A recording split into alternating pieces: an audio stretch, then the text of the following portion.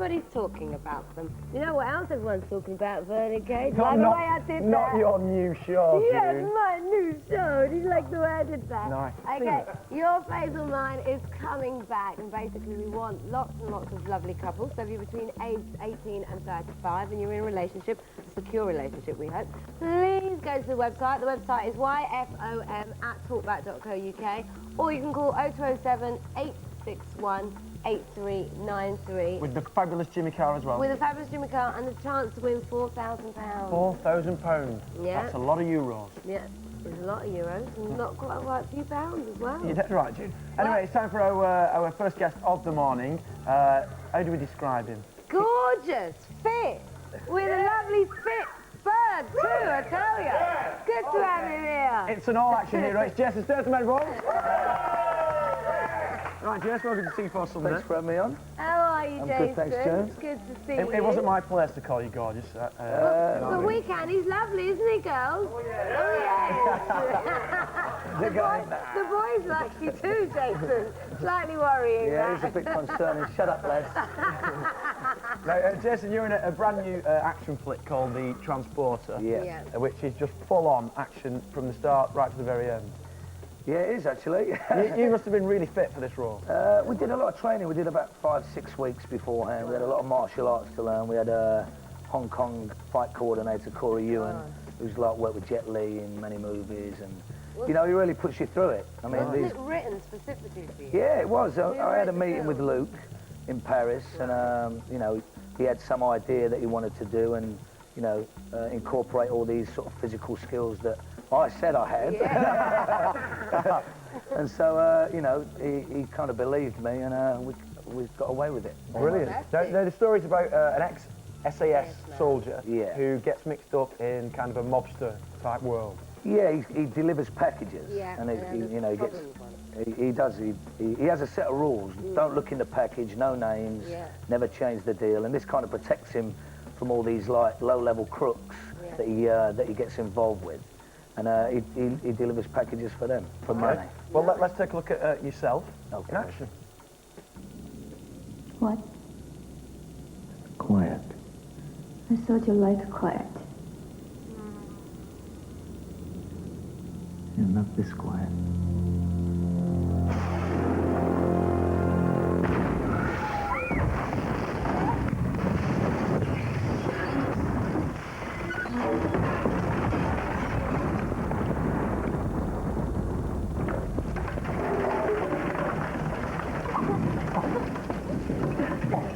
You okay? No. Good, let's go. Hey, come on, son. Get in there. Wow. Now, you've been in like loads of films before this, but this is your first proper lead. Just about you. Yeah. Just for you. Was that kind of weird turning up on set and thinking, oh my goodness, I'm the lead dude now? Well, it is, you know, it's a bit daunting because, you know, you're responsible for anything that goes wrong, you know. Again, if it does well, you know, the praise comes your way. So it is a sort of sticky position to be in. But again, you know, you don't get anything without taking a risk. So it is a good thing to do. So what's happening to you now in Hollywood? We've just finished a remake of The Italian Job. Hello. Yeah. Nice. Who else is in that? We've got Mark Wahlberg, Ed Norton, Charlize Theron. So it's a good old cast. It's changed a lot. It's more like a homage to the original. I hope to God that you don't play Camp Freddy. Oh, my mate said, what are you playing? Benny Hill's character. Yeah. I like them big. You don't, do you? No, I don't, June, no. Cool. So you're doing, was that exciting doing that? Oh, yeah, it was. I mean, it's a huge movie. I mean, it's, you know, multi-million-dollar movie. And, you know, there's some massive sort of big action sequences. And, you know, it went really well. But back to The Transporter, is this the kind of film that you want to do? It's the kind of film I always wanted to do, yeah. You know, you know, you get stuck in, you learn to scuba dive, you know, you're driving cars, you're fighting, you're kissing all the good girls. Good girl. Well, you've got a very good girl in the flesh. How is Kelly? Is she She's right? great. She might be watching, actually. You never know. Just one last quick question before we go to the break. Okay, in diving, they're thinking of doing the bomb as a special Olympic technique. Do you think that's right or wrong? To what? To win a gold? Yes. Well, it's bombing. It's more entertaining than the ones that I'd do. So I'll give it the thumbs up, yeah. Brilliant. Because Jason used to be a diver. Brilliant, everyone. Jason, that's to take a quick break. We'll be back with Badly Drawn Boy. Welcome back to T4 Sundays. Just come on the show, Chris Klein and Freddie Prinze Jr. Oh, they're going to be a whole bunch of fun. Oh, yeah, we're going to be having fun with them. You know who else we're having fun with? Who are we having fun with, Vernon? Damon Goff, it's the Badly Drawn Boy. Come on, come on. Good morning, Damon. Morning. Afternoon. Morning, Vernon. Hello, sweetheart. Hi, Welcome Jim. to the show. Thank you. Now, what an amazing year you've had. So far. Last year. Last year. Well, not this year. Last year. Oh, yeah, and this year. January's been great for me up to now. Well, you're here with us 2 weeks in. The highlight of my January. I think so. Yeah. So did you expect all the things that happened last year? Yeah, it was very cold and calculated, all of it. I knew exactly what. No, it wasn't planned to make 2 records, which obviously made it a busy year for me. Yeah. Because I did the soundtrack to About a Boy. After I'd done that, I was more ready than ever to get into my own music again. So that's why I forced myself out of bed to do it. And I wanted to touch and go where I was going to finish the record, Have You Fed the Fish, which just came out in November. Yeah. But I did, thankfully, because I needed to get it out of my system. Now, your music career kind of took off the period before you won the Mercury Music Prize. And now everything's kind of taken place and you're very successful. Are you surprised of how things have gone for you? I certainly can't complain. I mean, but the best thing about it for me is that I couldn't have predicted any of it. I can't even predict the songs I'm going to write next, and the ones I've just written were, because it's all fairly spontaneous and reactionary to the way things are going. Especially the current album is sort of heavily involved in writing about my take on being famous and stuff, but not in a cliched way, I hope. It's just my own reality reflected in the songs. But no, I mean, sometimes I wake up thinking I should be more successful than I am and should sell more records, but then other days I feel like I get far too much praise for what I do. Yeah. So it's about striking a balance, really. Is it odd? Trying to be happy. Is it odd adjusting to the fame now? How have you found it? Well, I'm not on your level. June finds it by... from Stone Market, so do you know what I mean? June finds it by getting into a massive Mercedes and it just delivers a fame and fortune. Nice. Yours is, you know, everywhere you go. Is it strange? Well, yeah, it's started to get a bit like that. But no, I mean, it's usually good fun, but I just find it very a weird commodity, fame. I just think it's strange. I don't find it that appealing, but I'm sure if it went away, I'd miss it. It's weird how everyone kind of, everyone kind of enjoys the world of celebrity. You know, flicking through magazines and stuff, like voyeurism, I suppose that's what it is. Yeah. That's how it goes. Now, how do you write your tunes when you're in the studio? Do you sit down intensely and say, I'm going to write a song, or does it just come in your head? It's a bit of both, really. I mean, I'm pretty lazy, and I leave a lot of the writing until I actually get in the studio, which is daft because it costs money to be in there. But the next record, I want to try and write the songs before I go in the studio and just try and capture the performance. But the last couple, I've pretty much made them up as I've gone along. And with computers now, you can afford to do that because you can just edit the songs and shift choruses around and things like that. Now, one thing that is unique about yourself is when you perform live. You know, your live show is kind of the live show. Live show. You know, no, it's not. No, but you get involved with the audience, don't you? Is that something that you wanted to do when you've been to a few gigs before? You were actually Badly Drawn Boy and thought, oh, this is boring. I want to entertain the crowd and get involved. Interact with them. I think it started in the first place because I was just trying to find a girlfriend or something. I'd get into the audience and abuse my situation. Yeah, well, now that I'm happily settled.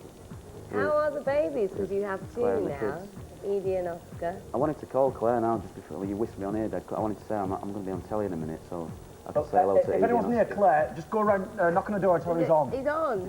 Get the kids in front. We'll wait. Yeah, okay. I just wanted to let the kids say hello to Edie and Oscar. Go for it. Hello, Edie and Oscar, if you're watching. If you're not, somebody might have taped this, so we can watch it together. I'm going to cry. You're going to cry. Because you've written a song on the album for the kids, haven't you, Bedtime Story? Do you play it? Well, it sounds horrible. I mean, when I ever read about somebody in my position that's had kids and writes about it, it makes me feel very worried.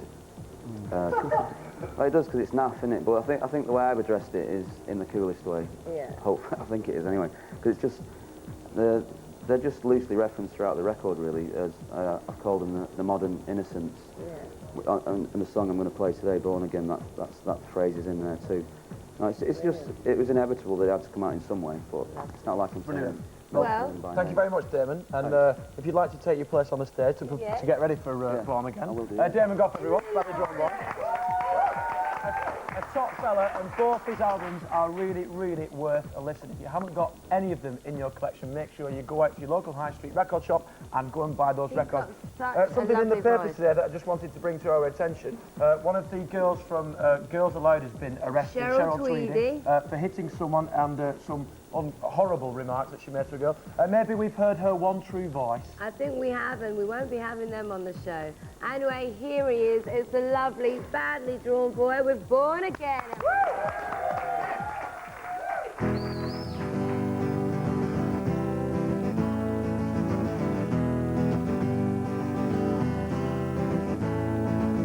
Maybe there's a reason why I'm born again. There's something rare going on under my skies. You gotta chill out, find a reason for your soul again, and judge the miracle by feel, not size. Maybe there's a reason why I'm born again. The modern innocence I've sold on their side. And I'm born again. Found my soul again, and I'm born again, my soul again. Trying to capture reasons why I'm born again. The more I look at it, the less that I find. But I won't bail out, there'll be a reason for my soul again. Another miracle has seized in my mind. Maybe there's a reason why I'm born again. There's something real going on under my skies. And I'm born again. Found my soul again. And I'm born again.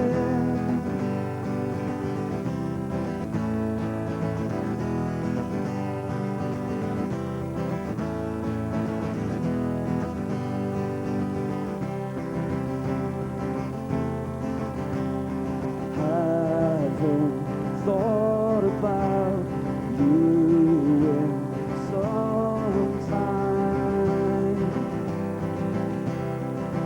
but I think of you tonight for just one night.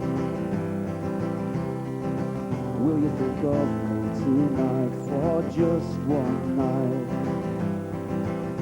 I'm born again.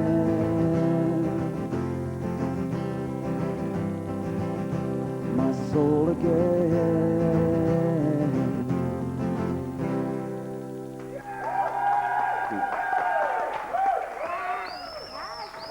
Fantastic. Thank you very much, Damon. Thank you, darling. Brilliant. Can I just say to my dad Norman at home, yes, everything was live, all right? He always asks. Okay, yeah. Wonderful singing. Yes, so he's just showing you. Still to come on the show, Chris Klein and Freddie Prinze Jr. Right now, though, it's time for Dawson. Oh, here it is. Yes, Jason Statham. His brand new film, The Transporter, is out on Friday. If action's your bag, then go and check it out. It really is top film. He's so lovely. And not forgetting Chris Klein, Freddie Prinze Jr., Craig David. Moss Lecture. Badly drawn boy. We have had a packed show today. Daniel Day-Lewis. Yeah, Leonardo DiCaprio. Oh, and big thanks to Jade Goody for keeping us all fit and trim. Yeah, and the lovely Libertines as well, yes. bless them. We'll be back next week with Kelly Rowland, Big Brothers, and a lovely lady. Don't look at me. No, okay, Emma B. See you then. Bye. See you later.